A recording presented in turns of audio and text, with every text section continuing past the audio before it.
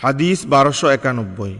আনাস ইবনে মালিক রাদিয়াল্লাহু তাআলা আনহু থেকে বর্ণিত যে রাসূলুল্লাহ সাল্লাল্লাহু আলাইহি ওয়াসাল্লাম বলেছেন, মৃত বান্দাকে যখন তার কবরে রাখা হয় এবং তার সাথী এতটুকু মাত্র দূরে যায় যে সে মৃত ব্যক্তি তখনও তাদের জুতার আওয়াজ শুনতে পায়, এ সময় দুজন ফেরেশতা তার কাছে এসে তাকে বসান এবং তারা বলেন, এই ব্যক্তি অর্থাৎ মুহাম্মদ সাল্লাল্লাহু আলাইহি ওয়াসাল্লাম সম্পর্কে তুমি কি বলতে? তখন মুমিন ব্যক্তি বলবে, আমি সাক্ষ্য দিচ্ছি যে তিনি আল্লাহর বান্দা এবং তার রসূল। তখন তাকে বলা হবে, জাহান্নামে তোমার অবস্থান স্থলটির দিকে নজর করো, আল্লাহ তোমাকে তার বদলে জান্নাতের একটি অবস্থান স্থল দান করেছেন। তখন সে দুটি স্থলের দিকেই দৃষ্টি করে দেখবে। কাতাদা রাহমাতুল্লাহ আলাইহি বলেন, আমাদের কাছে বর্ণনা করা হয়েছে যে সে ব্যক্তির জন্য তার কবর প্রশস্ত করে দেওয়া হবে। এরপর তিনি কাতাদা পুনরায় আনাস রাদিয়াল্লাহু তাআলা আনহু এর হাদিসের বর্ণনায় ফিরে আসেন। তিনি আনাস রাদিয়াল্লাহু তাআলা আনহু বলেন, আর মুনাফিক বা কাফির ব্যক্তিকেও প্রশ্ন করা হবে, তুমি এই ব্যক্তি মুহাম্মদ সাল্লাল্লাহু আলাইহি ওয়াসাল্লাম সম্পর্কে কি বলতে? সে উত্তরে বলবে, আমি জানি না, লোকেরা যা বলতো আমি তাই বলতাম। তখন তাকে বলা হবে, তুমি না নিজে জেনেছ না তেলাওয়াত করে শিখেছ। আর তাকে লোহার মুগুর দ্বারা এমনভাবে আঘাত করা হবে যার ফলে সে এমন বিকট চিৎকার করে উঠবে যে দু জাতি মানব ও জিন ব্যতীত তার আশেপাশের সকলেই তা শুনতে পাবে। পরিচ্ছেদ 870। কবরের আযাব থেকে পানাহ চাওয়া। হাদিস 1292। আবু আইয়ুব আনসারী রাদিয়াল্লাহু তাআলা আনহু থেকে বর্ণিত, তিনি বলেন, একবার সূর্য ডুবে যাওয়ার পর নবী করিম সাল্লাল্লাহু আলাইহি ওয়াসাল্লাম বের হলেন। তখন তিনি একটি আওয়াজ শুনতে পেয়ে বললেন, ইহুদিদের কবরে আযাব দেওয়া হচ্ছে।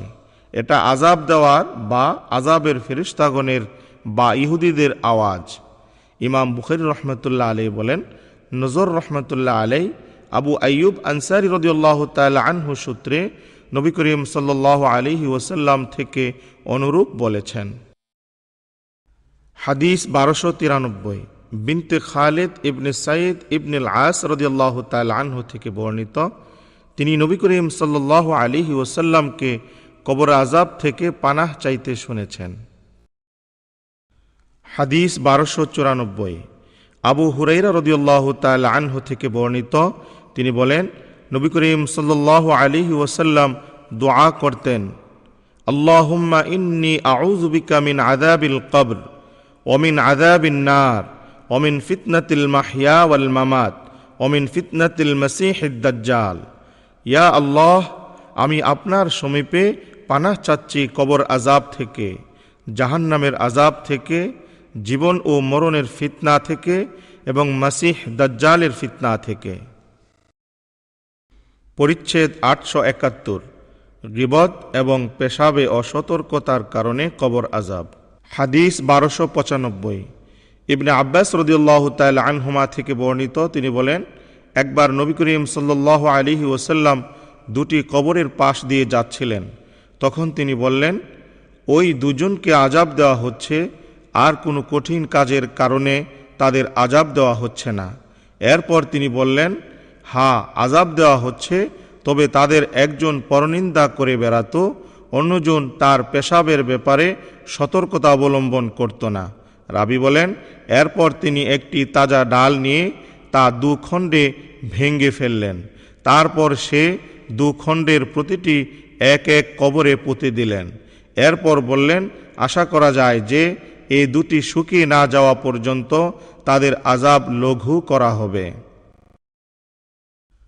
পরিচ্ছেদ 872।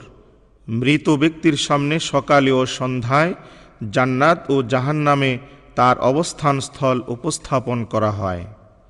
হাদিস 1296।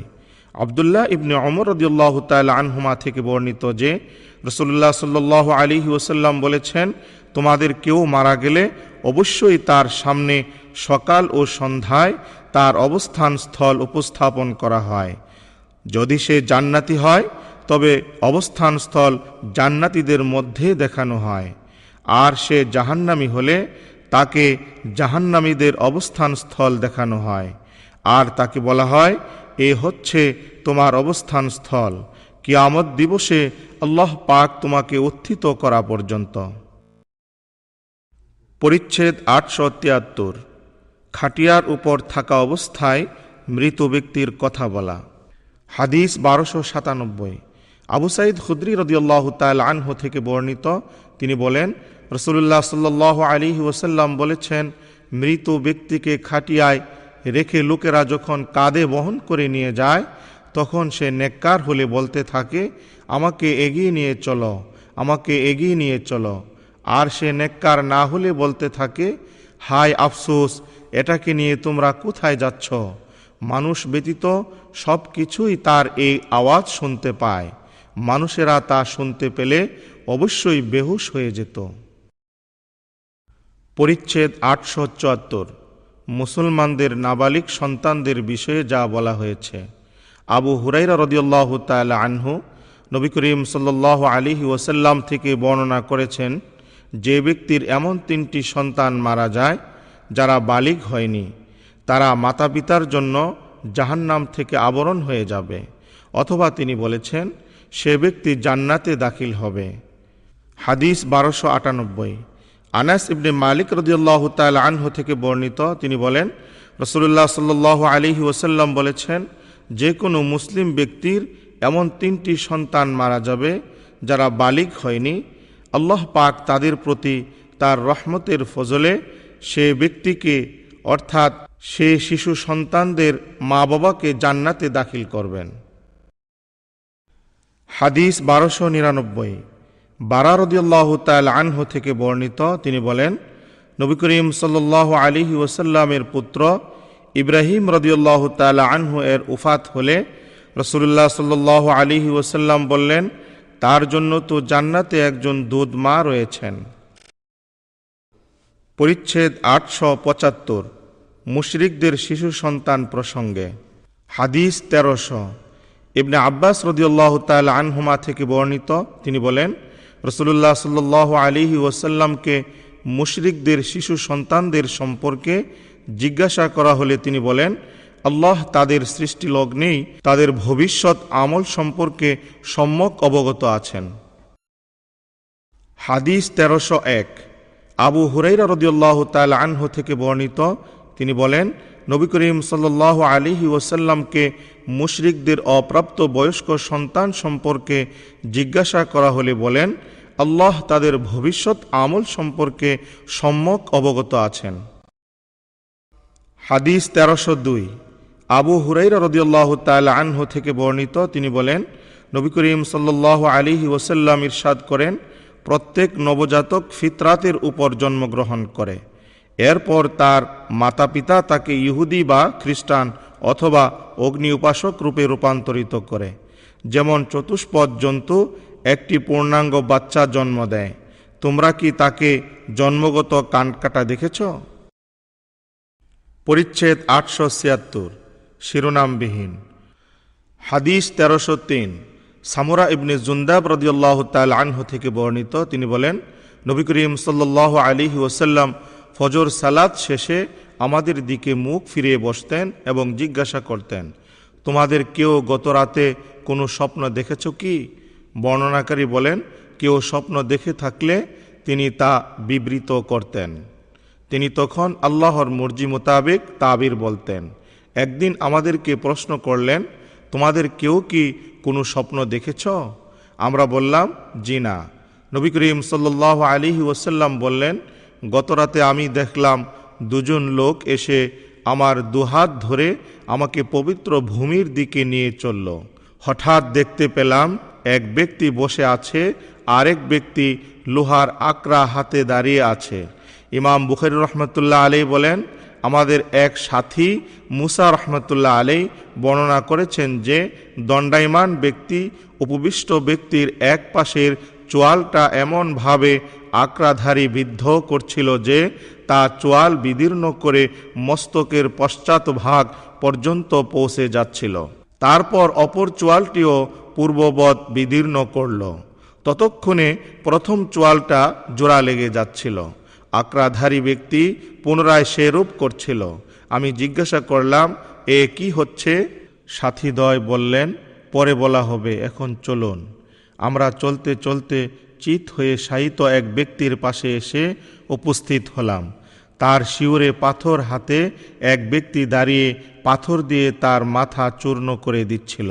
নিক্ষিপ্ত পাথর দূরে গড়িয়ে যাওয়ার ফলে তা তুলে নিয়ে শায়িত ব্যক্তির নিকট ফিরে আসার পূর্বেই বিচূর্ণ মাথা পূর্ববৎ জোড়া লেগে যাচ্ছিল। সে পুনরায় মাথার উপরে পাথর নিক্ষেপ করছিল। আমি জিজ্ঞাসা করলাম, লোকটি কে? তারা বললেন, চলুন। আমরা অগ্রসর হয়ে চুলার ন্যায় এক গর্তের নিকট উপস্থিত হলাম। গর্তের উপরিভাগ ছিল সংকীর্ণ ও নিচের অংশ প্রশস্ত, এবং এর নিচ দেশ থেকে আগুন জ্বলছিল। আগুন গর্ত মুখের নিকটবর্তী হলে সেখানের লোকগুলো উপরে চলে আসত, যেন তারা গর্ত থেকে বের হয়ে যাবে। আগুন ক্ষীণ হয়ে গেলে তারাও তলদেশে ফিরে যায়। গর্তের মধ্যে বহু সংখ্যক উলঙ্গ নারী পুরুষ ছিল। জিজ্ঞাসা করলাম, এরা কারা? তারা বললেন, চলুন। আমরা চলতে চলতে একটি রক্ত প্রবাহিত নদীর নিকট উপস্থিত হলাম। নদীর মাঝখানে এক ব্যক্তি দাঁড়ানো ছিল। ইমাম বুখারী রহমতুল্লাহ আলাইহি বলেন, ইয়াজিদ ইবনে হারুন ও ওয়াহাব ইবনে জারির ইবনে হাজিম রহমতুল্লাহ আলাইহির বর্ণনায় ওয়ালা শাত্তিন নাহারি রজুলু বাইনা ইয়াদাইহি হিজারাতান রয়েছে। নদীর তীরে অপর এক ব্যক্তি, যার সামনে ছিল পাথর। নদীর মাঝখানের লোকটি নদী থেকে বের হয়ে আসার জন্য অগ্রসর হলেই তীরে দাঁড়ানো লোকটি সে ব্যক্তির মুখ বরাবর পাথর নিক্ষেপ করত। এতে সে পূর্বস্থানে ফিরে যেত। এমনভাবে যতবার সে তীরে উঠে আসতে চেষ্টা করে, ততবার সে ব্যক্তি তার মুখ বরাবর পাথর নিক্ষেপ করে পূর্বস্থানে ফিরে যেতে বাধ্য করে। আমি জানতে চাইলাম, এ ঘটনার কারণ কি? তারা বললেন, চলতে থাকুন। আমরা চলতে চলতে একটি সবুজ বাগানে উপস্থিত হলাম। এতে একটি বড় গাছ ছিল। গাছটির গোড়ায় একজন বয়োবৃদ্ধ লোক ও বেশ কিছু বালক বালিকা ছিল। হঠাৎ দেখি যে গাছটির সন্নিকটে এক ব্যক্তি সামনে আগুন রেখে তা প্রজ্বলিত করছিল। সাথীদ্বয় আমাকে নিয়ে গাছে আরোহণ করে এমন একটি বাড়িতে প্রবেশ করালেন যে এর চেয়ে সুদৃশ্য বাড়ি পূর্বে আমি কখনো দেখিনি। বাড়িতে বহু সংখ্যক বৃদ্ধ, যুবক, নারী এবং বালক বালিকা ছিল। এরপর তারা আমাকে সেখান হতে বের করে নিয়ে গাছে আরও উপরে আরোহণ করে অপর একটি বাড়িতে প্রবেশ করালেন। এটা পূর্বাপেক্ষা অধিক সুদৃশ্য ও সুন্দর। বাড়িটিতে কতিপয় বৃদ্ধ ও যুবক অবস্থান করছিলেন। আমি বললাম, আজ রাতে আপনারা আমাকে বহুদূর পর্যন্ত ভ্রমণ করালেন। এখন বলুন, যা দেখলাম তার তাৎপর্য কি? তারা বললেন, হ্যাঁ, আপনি যে ব্যক্তির চোয়াল বিদীর্ণ করার দৃশ্য দেখলেন, সে মিথ্যাবাদী, মিথ্যা কথা বলে বেড়াত। তার বিবৃত মিথ্যা বর্ণনা ক্রমাগত বর্ণিত হয়ে দূর দূরান্তে পৌঁছে যেত। কিয়ামত পর্যন্ত তার সাথে এই ব্যবহার করা হবে। আপনি যার মাথা চূর্ণ করতে দেখলেন, সে এমন ব্যক্তি যাকে আল্লাহ কুরআনের শিক্ষা দান করেছিলেন, কিন্তু রাতের বেলায় সে কুরআন থেকে বিরত হয়ে নিদ্রা যেত এবং দিনের বেলায় কুরআন অনুযায়ী আমল করত না। তার সাথে কিয়ামত পর্যন্ত এইরূপই করা হবে। গর্তের মধ্যে যাদেরকে আপনি দেখলেন তারা ব্যভিচারী। রক্ত প্রবাহিত নদীতে আপনি যাকে দেখলেন সে সুদখোর। গাছের গোড়ায় যে বৃদ্ধ ছিলেন তিনি ইব্রাহিম আলাইহিস সালাম এবং তার চারপাশের বালক বালিকারা মানুষের সন্তান। যিনি আগুন জ্বালাচ্ছিলেন তিনি হলেন জাহান্নামের খাজিন মালিক নামক ফিরিস্তা। প্রথম যে বাড়িতে আপনি প্রবেশ করলেন তা সাধারণ মুমিনদের বাসস্থান, আর এই বাড়িটি হলো শহীদগণের আবাস। আমি হলাম জিব্রাইল আর ইনি হলেন মিকাইল। এরপর জিব্রাইল আমাকে বললেন, আপনার মাথা উপরে উঠান। আমি উঠিয়ে মেঘমালার ন্যায় কিছু দেখতে পেলাম। তারা বললেন, এটাই হলো আপনার আবাসস্থল। আমি বললাম, আমাকে ছেড়ে দিন, আমি আমার আবাসস্থলে প্রবেশ করি। তারা বললেন, এখনও আপনার হায়াতের কিছু সময় অবশিষ্ট রয়ে গেছে, যা পূর্ণ হয়নি। অবশিষ্ট সময় পূর্ণ হলে অবশ্যই আপনি নিজ আবাসে চলে আসবেন। পরিচ্ছেদ 877। সোমবারে মৃত্যু। হাদিস 1304। আয়েশা রাদিয়াল্লাহু তাআলা আনহা থেকে বর্ণিত, তিনি বলেন, আমি আবু বকর রাদিয়াল্লাহু তাআলা আনহু এর নিকট উপস্থিত হলে তিনি জিজ্ঞাসা করলেন, কয় খণ্ড কাপড়ে তোমরা নবী করিম সাল্লাল্লাহু আলাইহি ওয়াসাল্লামকে কাফন দিয়েছিলে? আয়েশা রাদিয়াল্লাহু তাআলা আনহা বললেন, 3 খণ্ড সাদা সাহুলি কাপড়ে। এগুলোতে সেলাইকৃত জামা ও পাগড়ি ছিল না। তিনি আবার জিজ্ঞাসা করলেন, কোন দিন রাসূলুল্লাহ সাল্লাল্লাহু আলাইহি ওয়াসাল্লাম ইন্তেকাল করেন? আয়েশা রাদিয়াল্লাহু তাআলা আনহা বলেন, সোমবার। তিনি জিজ্ঞাসা করলেন, আজ কি বার? আয়েশা রাদিয়াল্লাহু তাআলা আনহা বললেন, আজ সোমবার। তিনি আবু বকর রাদিয়াল্লাহু তাআলা আনহু বললেন, আমি আশা করি এখন থেকে আগত রাতের মধ্যে আমার মৃত্যু হবে। এরপর অসুস্থকালীন আপন পরিধেয় কাপড়ের প্রতি লক্ষ্য করে তাতে জাফরানি রঙের চিহ্ন দেখতে পেয়ে বললেন, আমার এই কাপড়টি ধুয়ে তার সাথে আরও 2 খণ্ড কাপড় বৃদ্ধি করে আমার কাফন দিবে। আমি আয়েশা বললাম, এটা পরিধেয় কাপড়টি পুরাতন। তিনি বললেন, মৃত ব্যক্তির চেয়ে জীবিতদের নতুন কাপড়ের প্রয়োজন অধিক, আর কাফন হল বিগলিত সব দেহের জন্য। তিনি মঙ্গলবার রাতের সন্ধ্যায় ইন্তেকাল করেন। প্রভাতের পূর্বেই তাকে দাফন করা হয়। পরিচ্ছেদ 878। আকস্মিক মৃত্যু। হাদিস 1305। আয়েশা রাদিয়াল্লাহু তাআলা আনহা থেকে বর্ণিত, তিনি বলেন, এক ব্যক্তি নবী করিম সাল্লাল্লাহু আলাইহি ওয়াসাল্লামকে বললেন, আমার জননীর আকস্মিক মৃত্যু ঘটে। আমার বিশ্বাস তিনি মৃত্যুর পূর্বে কথা বলতে সক্ষম হলে কিছু সাদাকা করে যেতেন। এখন আমি তার পক্ষ হতে সাদাকা করলে তিনি এর সওয়াব পাবেন কি? নবী করিম সাল্লাল্লাহু আলাইহি ওয়াসাল্লাম বললেন, হ্যাঁ, অবশ্যই পাবে। পরিচ্ছেদ 879। নবী করিম সাল্লাল্লাহু আলাইহি ওয়াসাল্লাম, আবু বকর ও ওমর রাদিয়াল্লাহু তাআলা আনহুমা এর কবরের বর্ণনা। আল্লাহর বাণী, ফাআকবারাহা, তাকে কবরস্থ করলেন। আকবারতু আকবিরহুর রজুলা, তখন বলবে যখন তুমি কারোর জন্য কবর তৈরি করবে। কবরতুহু দাফানতুহু, অর্থাৎ কবরস্থ করা। কিফাতান, অর্থাৎ জীবিত অবস্থায় ভূপৃষ্ঠে অবস্থান করবে ও মৃত্যুর পর এর মধ্যে সমাহিত হবে। হাদিস 1306।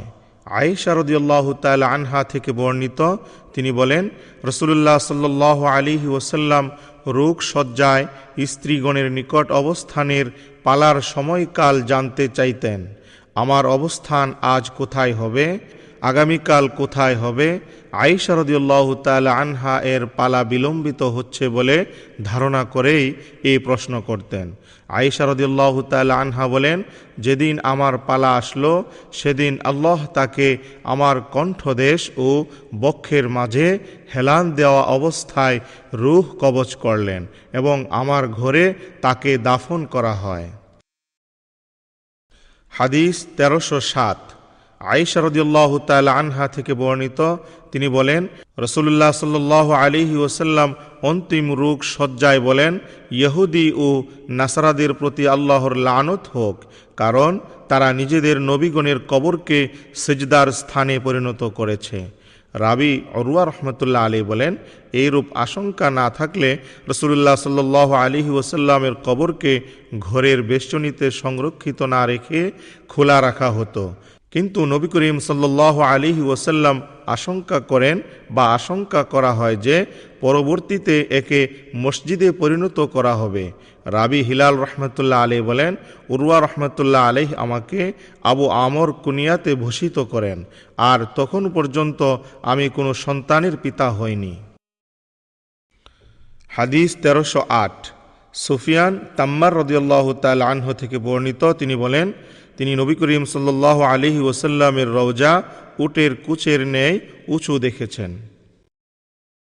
হাদিস 1309, উরওয়া রহমতুল্লাহ আলাইহ থেকে বর্ণিত, তিনি বলেন, ওয়ালিদ ইবনে আব্দুল মালিকের শাসন আমলে যখন রাসূলুল্লাহ সাল্লাল্লাহু আলাইহি ওয়াসাল্লামের রওজার বেষ্টনী দেওয়াল ধসে পড়ে, তখন তারা সংস্কার করতে আরম্ভ করলে একটি পা প্রকাশ পায়। তা রাসূলুল্লাহ সাল্লাল্লাহু আলাইহি ওয়াসাল্লামের কদম মুবারক বলে ধারণা করার কারণে লোকেরা খুব ঘাবড়ে যায়। শনাক্ত করার মতো কাউকে তারা পায়নি। অবশেষে উরওয়া রহমতুল্লাহ আলাইহ তাদের বললেন, আল্লাহর কসম, এ নবী করিম সাল্লাল্লাহু আলাইহি ওয়াসাল্লামের কদম মুবারক নয়, বরং এ তো ওমর রাদিয়াল্লাহু তাআলা আনহু এর পা। ইমাম বুখারী রহমতুল্লাহ আলাইহ বলেন, হিশাম রহমতুল্লাহ আলাইহ তার পিতা সূত্রে আয়েশা রাদিয়াল্লাহু তাআলা আনহা থেকে বর্ণিত যে তিনি আব্দুল্লাহ ইবনে জুবাইর রাদিয়াল্লাহু তাআলা আনহুমাকে ওসিয়ত করেছিলেন, আমাকে তাদের পাশে অর্থাৎ নবী করিম সাল্লাল্লাহু আলাইহি ওয়াসাল্লাম ও তার দু সাহাবীর পাশে দাফন করবে না, বরং আমাকে আমার সঙ্গিনী অন্যান্য উম্মুল মুমিনিনদের সাথে জান্নাতুল বাকিতে দাফন করবে। নবী করিম সাল্লাল্লাহু আলাইহি ওয়াসাল্লামের পাশে সমাহিত হওয়ার কারণে আমি যেন বিশেষ প্রশংসিত না হই। হাদিস 1310, আমর ইবনে মাইমুন আউদি রাদিয়াল্লাহু তাআলা আনহু থেকে বর্ণিত, তিনি বলেন, আমি ওমর ইবনুল খাত্তাব রাদিয়াল্লাহু তাআলা আনহুকে দেখেছি। তিনি আপন পুত্র আব্দুল্লাহ রাদিয়াল্লাহু তাআলা আনহুকে ডেকে বললেন, তুমি উম্মুল মুমিনিন আয়েশা রাদিয়াল্লাহু তাআলা আনহা এর নিকট গিয়ে বলো, ওমর ইবনুল খাত্তাব আপনাকে সালাম জানিয়েছেন। এরপর আমাকে আপন সাথীদ্বয় নবী করিম সাল্লাল্লাহু আলাইহি ওয়াসাল্লাম ও আবু বকর রাদিয়াল্লাহু তাআলা আনহু এর পাশে দাফন করতে তিনি রাজি আছেন কিনা। আয়েশা রাদিয়াল্লাহু তাআলা আনহা বললেন, আমি পূর্ব থেকেই নিজের জন্য এর আশা পোষণ করতাম, কিন্তু আজ ওমর রাদিয়াল্লাহু তাআলা আনহুকে নিজের উপর প্রাধান্য দিচ্ছি। আব্দুল্লাহ রাদিয়াল্লাহু তাআলা আনহু ফিরে এলে ওমর রাদিয়াল্লাহু তাআলা আনহু তাকে জিজ্ঞাসা করলেন, কি বার্তা নিয়ে এলে? তিনি বললেন, হে আমিরুল মুমিনিন, তিনি আয়েশা রাদিয়াল্লাহু তাআলা আনহা আপনার জন্য অনুমতি প্রদান করেছেন। ওমর রাদিয়াল্লাহু তাআলা আনহু বললেন, সেখানে শয্যা লাভ করাই আমার কাছে সর্বাধিক গুরুত্বপূর্ণ ছিল। মৃত্যুর পর আমার সব দেহ বহন করে আয়েশা রাদিয়াল্লাহু তাআলা আনহা এর নিকট উপস্থিত করে তাকে সালাম জানিয়ে বলবে, ওমর ইবনুল খাত্তাব পুনরায় আপনার অনুমতি প্রার্থনা করছেন। তিনি অনুমতি দিলে সেখানে আমাকে দাফন করবে, অন্যথায় আমাকে মুসলমানদের সাধারণ কবরস্থানে ফিরে নিয়ে আসবে। তারপর ওমর রাদিয়াল্লাহু তাআলা আনহু বলেন, এই কয়েকজন ব্যক্তি যাদের সম্পর্কে রাসূলুল্লাহ সাল্লাল্লাহু আলাইহি ওয়াসাল্লাম মৃত্যু পর্যন্ত সন্তুষ্ট ছিলেন, তাদের অপেক্ষা অন্য কাউকে আমি এই খিলাফতের দায়িত্ব পালনে অধিক যোগ্য বলে মনে করি না। তাই আমার পর তারা তাদের মধ্য থেকে যাকে খলিফা মনোনীত করবেন তিনি খলিফা হবেন।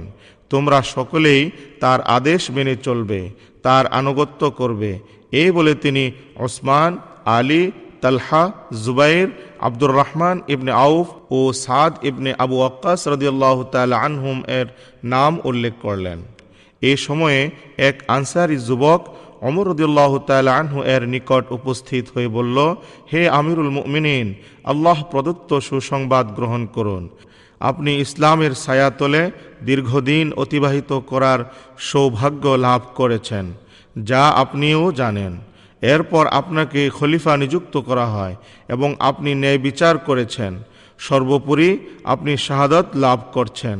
ওমর রাদিয়াল্লাহু তাআলা আনহু বললেন, হে ভাতিজা, যদি তা আমার জন্য লাভ লোকসানের না হয়ে বরাবর হয় তবে কতই না ভালো হবে। তিনি বললেন, আমার পরবর্তী খলিফাকে ওসিয়ত করে যাচ্ছি, তিনি যেন প্রথম দিকের মুহাজিরদের ব্যাপারে যত্নবান হন, তাদের হক আদায় করে চলেন, যেন তাদের যথাযথ সম্মান প্রদর্শন করেন। আমি তাকে আনসারদের সাথেও সদাচারের উপদেশ দেই, যারা ঈমান ও মদিনাকে আঁকড়ে ধরে রয়েছেন, যেন তাদের মধ্যকার সৎকর্মশীলদের কাজের স্বীকৃতি প্রদান করা হয় এবং তাদের মধ্যকার লঘু অপরাধীকে ক্ষমা করে দেওয়া হয়।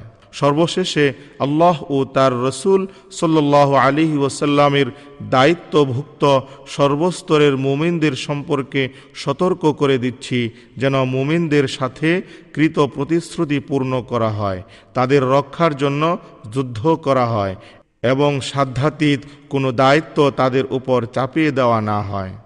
টিকা, তিনি রাজি আছেন কিনা? রাসূলুল্লাহ সাল্লাল্লাহু আলাইহি ওয়াসাল্লামের রওজা মুবারক আয়েশা রাদিয়াল্লাহু তাআলা আনহা এর ঘর বিধায়, এর মালিকানা তার থাকায় ওমর রাদিয়াল্লাহু তাআলা আনহু এর দাফনে অনুমতির প্রয়োজন ছিল। পরিচ্ছেদ 880। মৃতদেরকে গালি দেওয়া নিষিদ্ধ। হাদিস 1311। আয়েশা রাদিয়াল্লাহু তাআলা আনহা থেকে বর্ণিত, তিনি বলেন, নবী করিম সাল্লাল্লাহু আলাইহি ওয়াসাল্লাম ইরশাদ করেছেন, তোমরা মৃতদের গালমন্দ করো না, কেননা তারা আপন কৃতকর্মের ফলাফল পর্যন্ত পৌঁছে গেছে।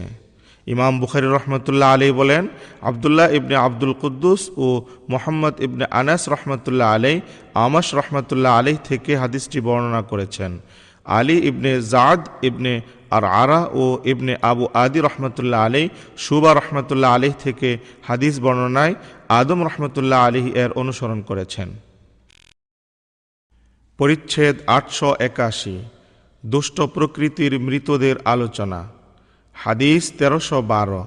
ইবনে আব্বাস রাদিয়াল্লাহু তাআলা আনহুমা থেকে বর্ণিত, তিনি বলেন, আবু লাহাব লানাতুল্লাহি আলাইহি নবী করিম সাল্লাল্লাহু আলাইহি ওয়াসাল্লামকে লক্ষ্য করে বলল, সারা দিনের জন্য তোমার ক্ষতি হোক। তার এই কথার পরিপ্রেক্ষিতে অবতীর্ণ হয়, আবু লাহাবের হস্তদ্বয় ধ্বংস হোক এবং সেও ধ্বংস হোক।